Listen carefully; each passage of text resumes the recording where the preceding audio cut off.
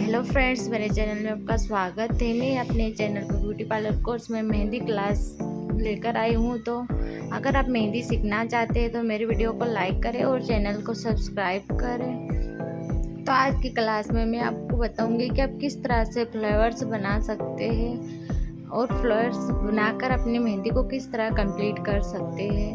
तो चलिए video start करते हैं।